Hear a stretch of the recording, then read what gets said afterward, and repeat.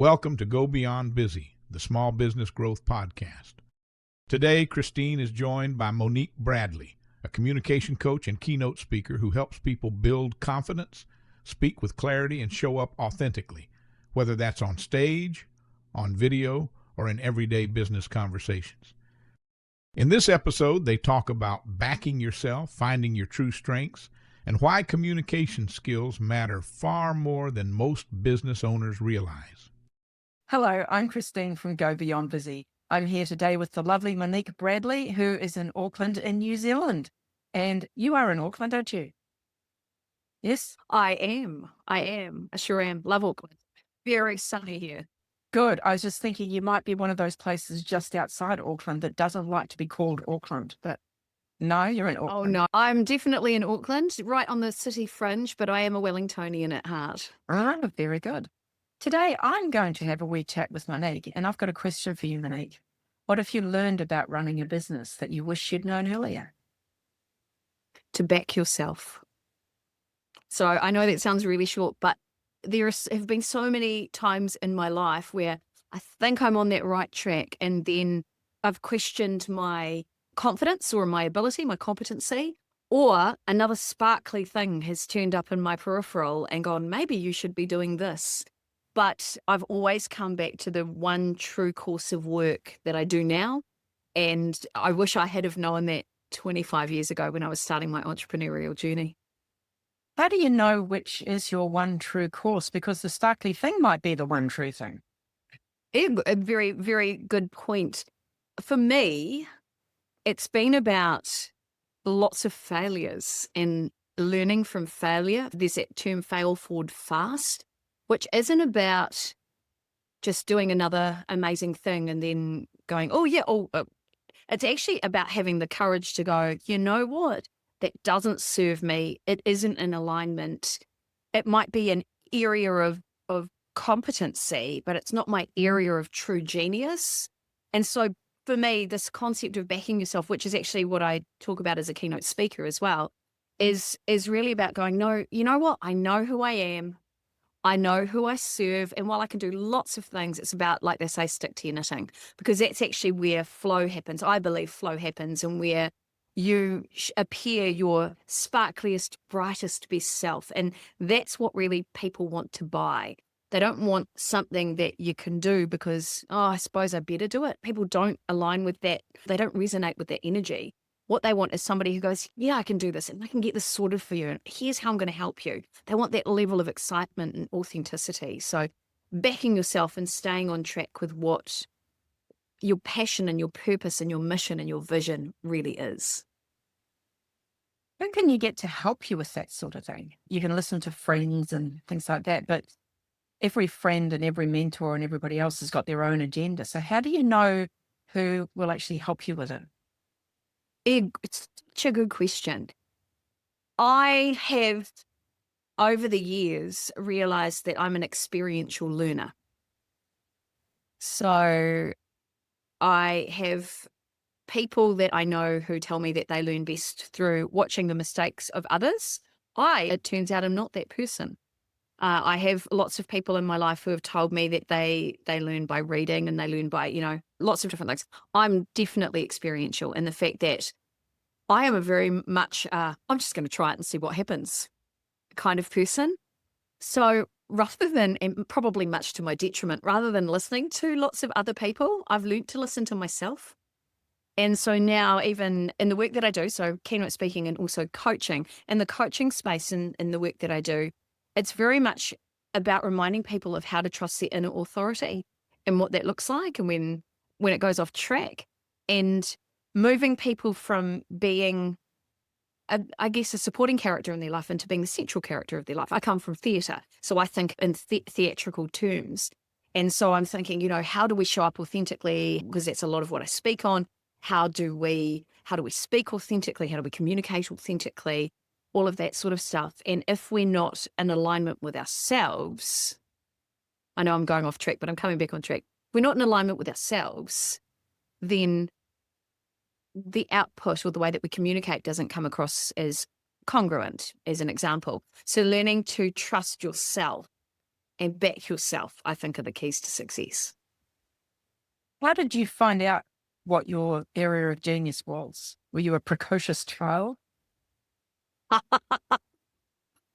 It may surprise you, but yes, I was.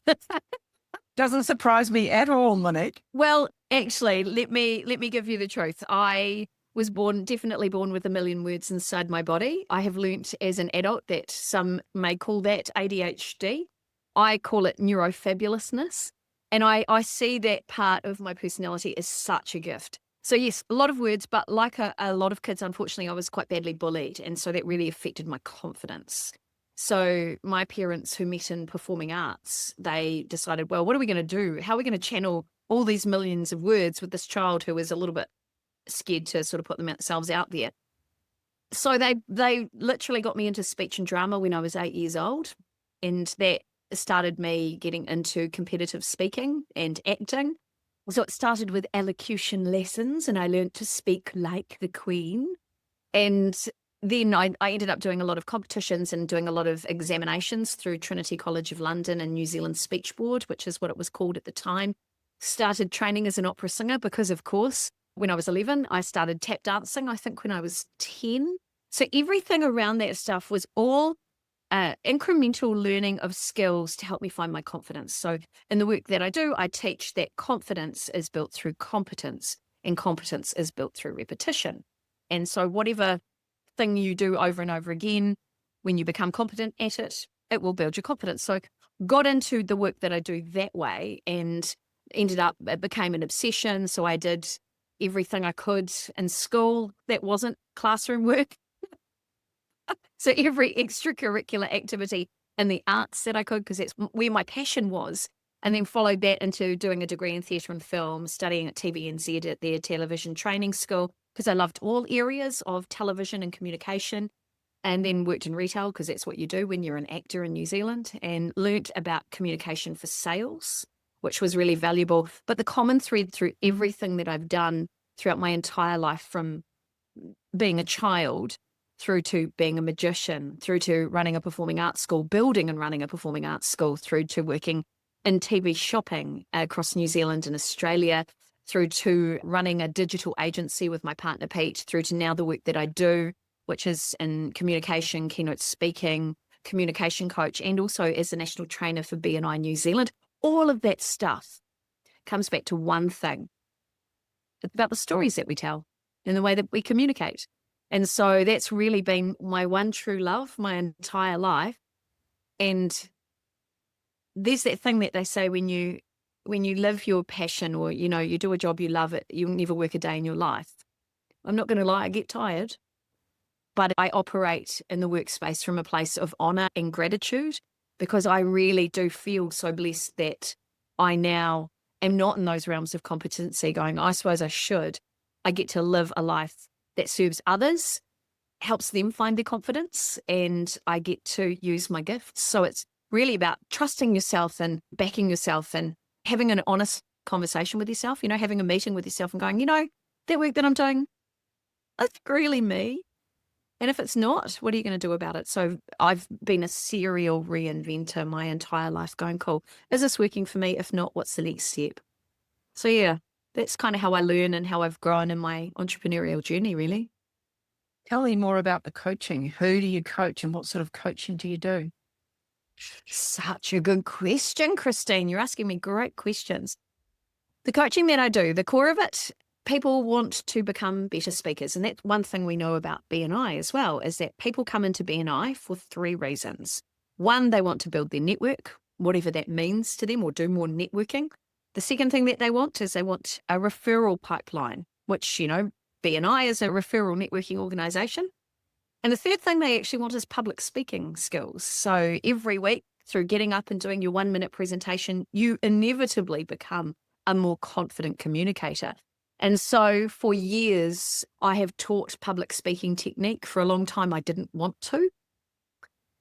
And then I saw so many people who would say, I'm just terrified of having an honest conversation, or I'm terrified of, I have to speak at my kids' PTA meeting, or I have to speak for an organization. And that morphed into ending up in the corporate leadership space, coaching senior leaders who all of a sudden have been great at the work they do and now have to speak to 700 people at a conference and have never done that before. I've coached a lot of firefighters who are extraordinary humans who serve their communities and end up in leadership roles.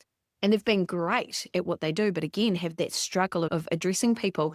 And so I've looked at the 3 core things behind public speaking.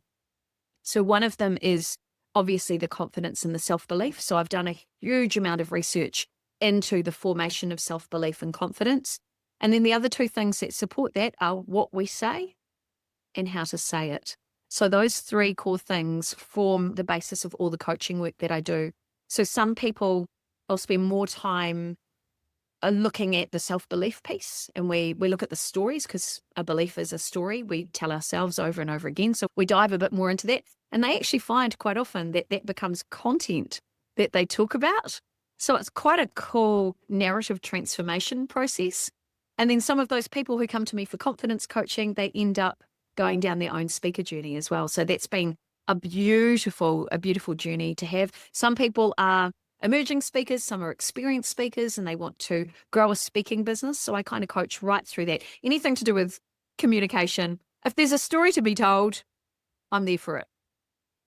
The audience for this podcast series is mostly small business owners. So I'm thinking that perhaps you could also help with things like the people who want to appear on video or make their own promotional videos, and maybe even help with communication within a business, not so much the public speaking, but the getting your point across to employees or colleagues or suppliers and customers. Am I on the right track here as well? 100%. I did a master's in creative practice with Unitec. I graduated last year with first class honours. And I'm the first person in the world to focus on a master's on keynote speaking, because I wanted to understand how we use speaking as a way to connect with people, what that looks like, looking at different influences on speaking, different models that we can lean on. And I even created my own model using Te Ao Māori principles. And it was fascinating. One of the key things that I learned through that journey was that speaking is an act of influence. Leadership is an act of influence. Sales is an act of influence. If you improve your communication and public speaking skills, you will become both a better leader and better at sales. And so those, I believe, are the most important things, particularly for a small business owner. So if you need to interface with humans, or you've even got a team, a small team that need to interface with humans, public speaking and communication skills are labeled as soft skills. They are not a nice to have. They are an essential life skill. And so that sort of thing is super important. And now we're moving into this era of, we've seen for many years, the marketing plans for a lot of businesses to be able to get cut through. They're using digital platforms. And what they're doing is they're humanizing the brand by showcasing the people within that brand. So suddenly a business owner who might have been behind the scenes, who does a great job of their business, and they might even have a team now, are suddenly having to become a thought leader or having to become the face of the business. So learning to humanize yourself again and to be brave enough to go on camera is a massive stepping stone for somebody who may never have been on camera before. So some of the coaching work that I do is designed to get them on camera. Oh, are you pointing at yourself? I'm pointing at myself, because that's exactly how I felt when I first started doing podcasts. And how has that been for you? It's been interesting. I've had to get over the idea of what I look like. I've had to get used to, this is my face and this is what I look like, and live with it. That's it. I was also thinking about, what do I wear? So I now wear the same thing every episode. I wear this skivvy in every episode, and I don't have to think about what I wear. I've had training from somebody within B&I on making my background personal. And you'll see my background is personal as well. This is actually my lounge, but it's also a TV set. So we actually film content for TV and interviews, for podcasts, thought leadership content. In my house, I have, if I was to turn my camera around, there's lighting everywhere. It's a bit odd for most people to have that in their lounge. Like, I don't have a dining room table, but what I do have is the space where people can come in and learn these skills, because they're not skills that we're born with. Well, I was born with a million words, but knowing how to structure them in the right way That is a learned behavior. Communication is a feedback loop between the sender and the receiver, and learning those nuances of how that communication happens. And more weirdly, learning how to communicate through a camera in a way that the other person at the other end, and especially in a situation where you don't have an audience in front of you, or you don't have an interviewer or interviewee in front of you, learning to trust and again, back yourself that when you're speaking through the lens, you're not just speaking to a hole in the front of the camera, you're speaking to a human, and bringing that to the camera, that's a whole learned skill set in itself. So as an example, some people are great speakers to a room and really struggle to go on camera. And you'd think, oh no, it's the same skill set. No, it is not. And then I've worked with some people in television who are wonderful on camera and will freak out if they have to speak in front of an audience. So all of these things are learnable and a necessity for any small business who is looking at marketing themselves. Employee-generated content, user-generated content. The most important thing is being authentic and going on camera and sharing your value, sharing your knowledge, sharing your expertise, being of service. So the one thing that I know, especially after working in digital for 11 years, there are two things that people are looking for when they're looking online, and it doesn't include funny cat videos. They are either looking for hope or they are looking for help. And if you as a content creator or a business owner can show or demonstrate that, you are more likely, and I've seen the stats, to attract organic leads into your business. That's just how it works. And the cool thing is too, we're part of a referral networking organization.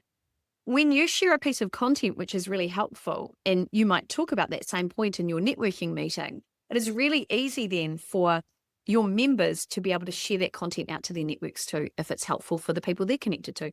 So content, it works. One of the best things you could do for your business. I loved hearing about your master's degree. Is that your greatest success?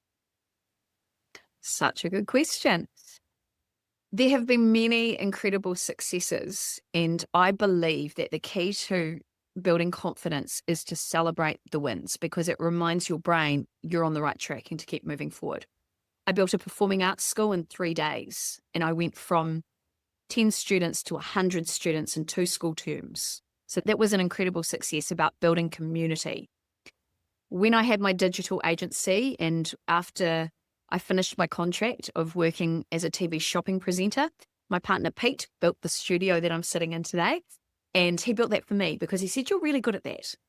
And from that moment, we started live streaming. So this was 2016, before live streaming ever happened in New Zealand. And I lent on the work I'd done as a magician. So I did a Sunday morning kids show. And then the rest of the time, it was all the stuff I did on TV shopping, which was largely advertorials and infomercials. And we sold a ton of products.